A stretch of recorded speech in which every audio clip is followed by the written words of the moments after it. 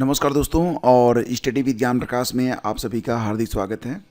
Current affair का यह booster dose 3 होगा। अब तक आपके जो पहले 2 बूस्टर करवाए गए हैं उसमें जितने भी पॉइंट्स जितने भी करंट मैंने आपको पढ़ाए हैं बहुत ही इंपॉर्टेंट हैं। बिल्कुल एक भी बूस्टर आपका छूटना नहीं चाहिए। सितंबर से लेकर मार्च 2026 तक का जो करंट है उसको हम लोग डिस्कस कर रहे हैं। हालांकि दोस्तों आज जानकारी ये मिल रही है कि जीआईसी प्रवक्ता जो 7 जून को होने वाली थी परीक्षा, अब ये 1 सप्ताह और पीछे गई है। अभी परीक्षा 14 जून को करवाई जाएगी। और एलटी ग्रेड के बारे में भी जानकारी मिल रही है कि इसकी जो परीक्षा तिथियां हैं उसमें कुछ फेरबदल हुआ है। प्लस 5 सब्जेक्ट ऐसे हैं जिसमें आपने देखा होगा, शायद लिस्ट को नहीं देखा है तो आप एक वीडियो है जो कि पहले कमेंट में मैं दे रहा हूँ उसको देख लीजिए आप लोग। उसमें मैंने आपको बताया कि 5 सब्जेक्ट ऐसे हैं जिसमें रिजेक्शन लिस्ट जारी की गई है। जिन लोगों ने मेंस के सापेक्ष आवेदन किया था, जिन लोगों के फॉर्म रिजेक्ट हुए हैं, उनकी लिस्ट है, उसको जाके आप लोग चेक कर लीजिएगा। तो आज आइए स्टार्ट करते हैं। आज का ये है आपका बूस्टर डोज नंबर 3 और ग्लोबल हंगर इंडेक्स से स्टार्ट करते हैं। Global hunger index 2025। तो ये जो आंकड़े हैं दोस्तों ये अक्टूबर के महीने में आए थे, यानी कि 2026 का जो आंकड़ा होगा ये अक्टूबर में आएगा। तो उसके पहले आपको यही आंकड़ा याद रखना है, ठीक है।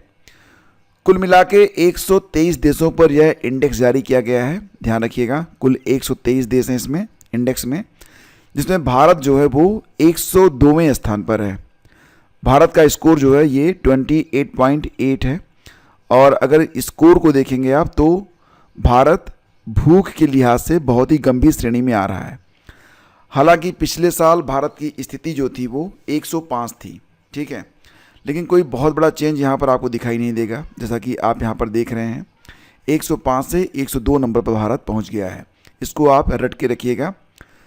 अगला पॉइंट है, भारत के द्वारा अंटार्कटिका में अपना नया अनुसंधान स्टेशन बनाया जाएगा। तो ध्यान से देखिएगा, अंटार्कटिका के बारे में बात हो रही है। भारत अपना 4था अनुसंधान स्टेशन बनाने जा रहा है जिसका नाम रखा जाएगा मैत्री 2। क्या नाम? मैत्री 2। यह नया स्टेशन पुराने मैत्री स्टेशन को रिप्लेस करेगा। जो नया वाला मैत्री 2 है ये पुराने मैत्री को रिप्लेस करेगा। और जो पुराना मैत्री था ये कब बनाया गया था? तो ये 1989 में 1989 में बनाया गया था। और ये जो प्रोजेक्ट है मैत्री 2, ठीक है, तो इस प्रोजेक्ट को गोवा स्थित national centre for polar and ocean research के द्वारा बनाया जाएगा। ये भी रट के रखिएगा, कौन बना रहा है? गोवा स्थित एक कंपनी है national centre for polar and ocean research. इसका अप्रूवल वित्त मंत्रालय से मिल चुका है जिसे जनवरी 2029 तक पूरा कर लिया जाएगा। दोस्तों मैत्री 2 एक ग्रीन रिसर्च स्टेशन होगा। यहाँ पर ग्रीन रिसर्च मतलब यहाँ पर जो एनर्जी का सोर्स होगा उससे कोई प्रदूषण नहीं फैलेगा। यहाँ पर सोलर, सौर ऊर्जा और पवन ऊर्जा, विंड पावर से बिजली बनाई जाएगी इस जो स्टेशन को चलाने के लिए। 1983 में, ध्यान दीजिएगा, भारत ने जो अपना पहला स्टेशन बनाया था 1983 में बनाया था, दक्षिण गंगोत्री नाम से, ठीक है। इसके बाद दोस्तों समय आता है 1989 का, जब मैत्री स्टेशन की स्थापना की गई थी। लेकिन ध्यान दीजिएगा कि ये जो मैत्री स्टेशन है अब इसी का स्थान मैत्री 2 लेगा 2029 से, ठीक है। 2012 में भारती नामक तीसरा स्टेशन स्थापित किया गया है। तो सब रट के रखना है आपको। और फिलहाल तो जो दक्षिण गंगोत्री है ये बर्फ़ के नीचे दब चुका है, ये भी आप याद रखेंगे, ठीक है। अगला है, भारत सरकार ने 16वें वित्त आयोग का कार्यकाल 30 नवंबर 2025 तक बढ़ाया था। हालांकि ये बात तो अब प्रासंगिक नहीं है, लेकिन प्रासंगिक क्या है कि जो आपका 16वां वित्त आयोग है इसके चेयरमैन कौन है? ध्यान दीजिएगा, अरविंद पनगढ़िया, ये नाम रट के रखिएगा। और जो वित्त आयोग होता है इसमें 5 सदस्य होते हैं और इसकी जो शुरुआत है वो 1 अप्रैल 2026 से होगी। यानी कि जो रिपोर्ट सबमिशन है 30 नवंबर 2025 तक कर दिया गया है और अब इसकी जो सिफारिशें हैं वो 1 अप्रैल 2026 से शुरू होकर 2031 तक लागू रहेंगी, ठीक है। वित्त आयोग का जो वर्णन है ये संविधान के अनुच्छेद 280 के अंतर्गत आपको मिलेगा। तो ये अनुच्छेद भी बहुत बार पूछा गया है, तो इसमें तो गलती होने की कोई गुंजाइश ही नहीं है। आगे बढ़ते हैं, बात करते हैं ऑस्ट्रा हिंद सैन्य अभ्यास के बारे में। तो नाम से ही पता चल जाता है कि ये जिन दो देशों के बीच में आयोजित किया जाता है उनके नाम हैं ऑस्ट्रा मतलब ऑस्ट्रेलिया, हिंद मतलब हिंदुस्तान। तो एग्जैक्टली ये IND है, ठीक है, इंडिया। तो भारत और ऑस्ट्रेलिया के बीच में होने वाला यह एक सैन्य अभ्यास है। 2025 में इसका आयोजन अक्टूबर के महीने में किया गया था, तो अभी 2026 में इसका आयोजन हुआ नहीं है, तो ये प्रासंगिक है। इसका चौथा संस्करण था 2025 में, इसका चौथा संस्करण ऑस्ट्रेलिया में आयोजित किया गया था 13 से 26 अक्टूबर के बीच में। ओके, बात करते हैं फीफा विश्व कप 2026 के बारे में। तो दोस्तों इसका जो शुभंकर है, 3 शुभंकर हैं, ठीक है। फीफा विश्व कप 2026 में शुभंकर 3 है, क्लच, मेपल और जायू। क्लच, मेपल और जायू। तो ध्यान देना कि ये जो जायू है, इसमें जो तीनों हैं क्लच, मेपल और जायू, इनके बारे में बात करते हैं। तो सबसे पहले बात करते हैं मेपल के बारे में। मेपल एक हिरण है और ये रिप्रेजेंट करता है कनाडा को। ओके, जायू एक जगुआर है जो कि रिप्रेजेंट करता है मैक्सिको को, और क्लच एक बोल्ड ईगल है जो कि अमेरिका को रिप्रेजेंट करता है। ठीक है, मेपल, जायू और क्लच। तो आप देखें कनाडा, मैक्सिको और अमेरिका का नाम आ रहा है। तो फीफा विश्व कप 2026 का जो आयोजन है ये यही 3 देश मिलकर करने वाले हैं, कनाडा, मैक्सिको और अमेरिका। और यही वजह है कि जो शुभंकर बनाया गया है उसमें 3 प्राणी हैं, क्लच, मेपल और जायू। ओके, और ये 23वां फीफा वर्ल्ड कप है जो कि 11 जून से 19 जुलाई 2026 के बीच में आयोजित किया जाएगा। ये आप याद रखेंगे, 2026 है ये। ओके, चलिए आगे बढ़ते हैं। प्रतिष्ठित शस्त्र रामानुजन 2025 पुरस्कार के बारे में बात करते हैं। प्रतिवर्ष ये प्रतिष्ठित गणित के क्षेत्र में दिया जाने वाला पुरस्कार है। शस्त्र रामानुजन 2025 अवार्ड दिया गया अमेरिका के गणितज्ञ अलेक्जेंडर स्मिथ को। ये पुरस्कार अलेक्जेंडर स्मिथ को दिया गया था, किस लिए? नंबर थियरी में रिसर्च के उत्कृष्ट योगदान के लिए। और इसके पहले 2024 वाला जो पुरस्कार था ये किसको मिला था? अलेक्जेंडर डून को मिला था, जो कि ऑस्ट्रेलिया के हैं। ठीक है, अगला पॉइंट है STT क्या है। काफ़ी चर्चा में रहा है ये, तो STT का फुल फॉर्म पूछा जा सकता है। तो STT दोस्तों क्या होता है? Securities transaction tax. Securities transaction tax यानी कि STT। स्टॉक एक्सचेंज में जो प्रतिभूतियां होती हैं उनकी खरीद और बिक्री पर लगाया गया कर है STT, securities transaction tax. Okay, Mrs Universe 2025 का खिताब जीतने वाली पहली भारतीय महिला बनी है शेरी सिंह, याद रखिएगा। और ये जो प्रतियोगिता थी मिसेज यूनिवर्स 2025, नाम से ही स्पष्ट है जो मैरिड वुमेन्स हैं वही इसमें पार्टिसिपेट करेंगी। तो इस प्रतियोगिता में 120 देशों की मैरिड वुमेन्स शामिल थी और ये प्रतियोगिता फिलीपींस मनीला में आयोजित की गई थी। ओके, नेक्स्ट है गोबी रेगिस्तान में दुनिया का पहला सोलर थर्मल पावर प्लांट। तो दोस्तों आपको पता है कि जो गोबी रेगिस्तान है ये चीन और कहाँ पर? मंगोलिया की सीमा पर स्थित है। ठीक है, और दुनिया का 6ठा सबसे बड़ा रेगिस्तान माना जाता है। गोबी एक मंगोलियन शब्द है जिसका मतलब होता है वाटरलेस यानी कि जलहीन। ठीक है, इसको आप याद रखेंगे। तो ये काफ़ी तपता हुआ रेगिस्तान है। तो यहीं पर चीन एक सोलर थर्मल पावर प्लांट लगाने वाला है, यानी कि यहाँ पर जो सौर ऊर्जा पड़ती है उसको कंसंट्रेट करके उससे हीट उत्पन्न किया जाएगा और उस हीट को बिजली में बदला जाएगा। ये अपने तरीके का एक अनोखा प्लांट है जो कि चीन डेवलप कर रहा है गोबी रेगिस्तान में। तो इसको ज़रूर आप याद रखेंगे। 2 सोलर टावर एक ही टरबाइन से इसमें जुड़ेंगे। ओके, आगे बढ़ते हैं। भारत के अटॉर्नी जनरल जिनका कार्यकाल बढ़ा दिया गया है, वर्तमान में भारत के जो अटॉर्नी जनरल हैं तो ये हैं R वेंकट रमणी। इनका कार्यकाल 30 सितंबर 2027 तक बढ़ाया गया था 2025 में 2 साल के लिए। ठीक है, प्रधानमंत्री मोदी द्वारा माही बांसवाड़ा परमाणु परियोजना की आधारशिला किस राज्य में रखी गई है? माही बांसवाड़ा परमाणु परियोजना, तो नाम से ही स्पष्ट है बांसवाड़ा कहाँ पर है? राजस्थान में है। तो ये राजस्थान में इसकी आधारशिला रखी गई है जिसकी कुल क्षमता 2800 मेगावाट है और लागत आएगी 42,000 करोड़ रुपए। अगला पॉइंट है वर्ष 2025 का पूर्वी एशिया शिखर सम्मेलन। पूर्वी एशिया शिखर सम्मेलन 2025 26 से 28 अक्टूबर तक ये आयोजित किया गया था कुआलालंपुर, मलेशिया में। ये सम्मेलन आसियान द्वारा आयोजित किया गया था। आसियान के बारे में आप जानते ही होंगे। आसियान का फुल फॉर्म भी कई बार पूछा जाता है, तो रट के रखिएगा, association of south east Asian nation. और ये भी याद रखिएगा कि इसमें कुल जो देश हैं उनकी संख्या 11 है।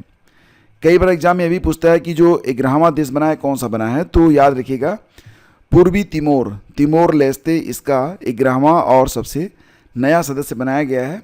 इसमें जो 11 सदस्य हैं मैं इनके नाम आपको बता देता हूँ।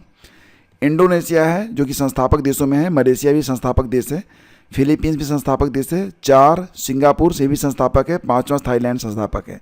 ये 5 देश हैं। कौन से? Indonesia, Malaysia, Philippines, Singapore, Thailand, ये संस्थापक देश हैं। इसके अलावा इसमें ब्रुनेई आएगा, ब्रुनेई है, वियतनाम है, लाओस है, म्यांमार यानी कि वर्मा, और कंबोडिया, और सबसे लेटेस्ट हो गया आपका तिमोर लेस्ते। ठीक है, इसकी स्थापना कब हुई थी? तो याद रखिएगा इसकी स्थापना हुई थी 8 अगस्त 1967 को बैंकॉक घोषणा के द्वारा। मुख्यालय मिलेगा आपको इंडोनेशिया के जकार्ता में। उद्देश्य होता है दक्षिण पूर्व एशिया में आर्थिक विकास, शांति और सुरक्षा को बढ़ावा देना। ठीक है, तो पूर्वी एशिया शिखर सम्मेलन ये आयोजित किया गया आसियान के द्वारा। उद्देश्य रहा एशिया के देशों को एक साथ लाना, क्षेत्रीय विकास पर चर्चा करना, और इसमें 18 देशों के लीडर ने पार्टिसिपेट किया था। आसियान में 11 हैं, लेकिन पूर्वी एशिया शिखर सम्मेलन में 18 देशों के लीडर आए थे। ओके, कपास क्रांति मिशन 2025 किसने शुरू किया है? तो भारत सरकार के द्वारा यह मिशन स्टार्ट किया गया है। Minister of coal and mines G Kishan Reddy ने हैदराबाद से इसे लॉन्च किया है, जिसका कुल बजट 600 करोड़ रुपए है। जैसा कि आप नाम से स्पष्ट है, कपास क्रांति यानी कि इसमें कपास उत्पादन को बढ़ावा देने के लिए वर्तमान जो आधुनिक तकनीकें हैं उनके इस्तेमाल पर बल दिया जाएगा। दोस्तों, बात करते हैं फिल्म फेयर अवार्ड 2025 के बारे में। फिल्म फेयर अवार्ड इसका आयोजन 11 अक्टूबर को किया गया था अहमदाबाद, गुजरात में। और ध्यान दीजिएगा कि फिल्म फेयर अवार्ड 2025 में सर्वाधिक नामांकन मिले हैं। 24 नामांकन मिले थे। किसको? लापता लेडीज़ को। मूवी आपने देखी होगी और इस मूवी ने काफ़ी लोकप्रियता भी हासिल की थी, और यही वजह थी कि लापता लेडीज़ ने फिल्म फेयर में कुल 13 अवार्ड जीते। कितने अवार्ड?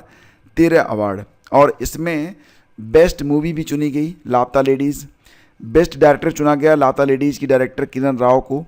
बेस्ट एक्टर चुने गए कार्तिक आर्यन और अभिषेक बच्चन, जबकि बेस्ट एक्ट्रेस आलिया भट्ट को चुना गया। लाइफ टाइम अचीवमेंट अवार्ड दिया गया जीनत अमान और श्याम बेनेगल को। पहली बार फिल्म फेयर अवार्ड 1954 में स्टार्ट किए गए थे। ओके, आगे बढ़ते हैं। राइट टू डिस्कनेक्ट बिल, यानी कि दोस्तों अगर आप एक जॉब में हैं तो जब तक आपकी जॉब है, मान लेते हैं कि आपकी जॉब 9 to 5 है, तो उसके पहले और उसके बाद ना तो कोई आपको फ़ोन कर सकता है और ना ही आप किसी ईमेल का जवाब देने के लिए बाध्य हैं। मतलब आप बिल्कुल फ्री हैं। ये है आपका राइट टू डिस्कनेक्ट। और ये जो बिल है लाने वाला भारत का पहला स्टेट बना है केरल। ठीक है, इसको आप याद रखेंगे क्योंकि यह पहला स्टेट है केरल जिसने राइट टू डिस्कनेक्ट को अपने यहाँ लागू किया है। अगला पॉइंट है भारत की पहली चीता सफारी। यह किस नेशनल पार्क में स्टार्ट की गई है? तो ध्यान दीजिएगा, मध्य प्रदेश के कूनो नेशनल पार्क में भारत की पहली चीता सफारी को शुरू किया गया है। ये पॉइंट बहुत ही इंपॉर्टेंट है। चर्चित सर क्रीक विवाद किन 2 देशों के बीच में है? ये नाम आपने बहुधा सुना होगा, लेकिन अब यहाँ पर प्रश्न है तो हो सकता है कि आपको कन्फ्यूजन हो रहा हो। तो दोस्तों ये जो सर क्रीक विवाद है ये भारत और पाकिस्तान का विवाद है। ठीक है, सर क्रीक भारत के गुजरात और पाकिस्तान के सिंध प्रांत के बीच कच्छ के रण में स्थित 96 किलोमीटर लंबी एक जलपट्टी है जिसे खाड़ी कहते हैं। यह विवाद मुख्य रूप से इस क्षेत्र की सीमा रेखा और अरब सागर में समुद्री आर्थिक अधिकारों को लेकर है। मतलब एक तरीके से ये जो सर क्रीक की 96 किलोमीटर लंबी जलपट्टी है इस पर अधिकार को लेकर भारत और पाकिस्तान के बीच में विवाद चल रहा है। ठीक है, अगला पॉइंट है 2025 के सुल्तान ऑफ जोहोर कप में भारत ने किस पदक को हासिल किया है? दोस्तों सुल्तान ऑफ जोहोर कप ये किस खेल से संबंधित है? कितने लोग जानते हैं? जी हाँ दोस्तों, बिल्कुल सही आप सोच रहे हैं, ये हॉकी से संबंधित है। हॉकी टूर्नामेंट है सुल्तान ऑफ जोहोर कप और इसका आयोजन मलेशिया में किया जाता है। अब बात करते हैं, ऑस्ट्रेलिया ने 18 अक्टूबर 2025 को मलेशिया के जोहोरू बहरू में खेले गए रोमांचक फाइनल में भारत को 2-1 से हराया था। तो यहाँ पर ऑस्ट्रेलिया ने जीता है गोल्ड मेडल, भारत को मिला है कौन सा, सिल्वर। ठीक है, याद रखिएगा इसको। अगला है ग्लोबल फॉरेस्ट रिसोर्स असेसमेंट 2025 के अनुसार कुल वन क्षेत्र के मामले में भारत की वैश्विक रैंक क्या है। तो दोस्तों ये जो रिपोर्ट आई है इसे ग्लोबल फॉरेस्ट रिसोर्स असेसमेंट 2025 ने जारी किया है और इस रिपोर्ट में ये कहा गया कि भारत पूरी दुनिया में वन क्षेत्र के मामले में 9वें स्थान पर है। ठीक है, पिछले रिपोर्ट में भारत 10वें स्थान पर था, अब इस साल 9वें स्थान पर है। हालांकि कहा जा रहा है कि वन क्षेत्र बढ़ रहा है, लेकिन वाकई मुझे तो नहीं लगता। भारत का कुल वन क्षेत्र कितना है तो 72.7 मिलियन हेक्टेयर है। पहले स्थान पर सबसे ज़्यादा जो वन है वो रूस में है, फिर ब्राज़ील में है, फिर कनाडा में है। ठीक है, ये पॉइंट देखिए काफ़ी इंपॉर्टेंट है। रुपये 3,456 करोड़ की लागत से बनने वाले कोकराझार गेल्फू रेल परियोजना भारत और किस देश के बीच में एक संयुक्त रेल परियोजना है। ठीक है, तो दोस्तों भारत और भूटान के बीच में 2 रेल परियोजनाएं फिलहाल बन रही हैं, कोकराझार गेल्फू रेल प्रोजेक्ट और बनरहाट सांथूस रेल प्रोजेक्ट। ये 2 प्रोजेक्ट हैं जो कि भारत और भूटान के बीच में बन रहे हैं और उद्देश्य होगा कि भारत और भूटान के बीच ट्रेड, कनेक्टिविटी और इकोनॉमी को मजबूत करना। ठीक है, तो दोस्तों ये आपका तीसरा बूस्टर है।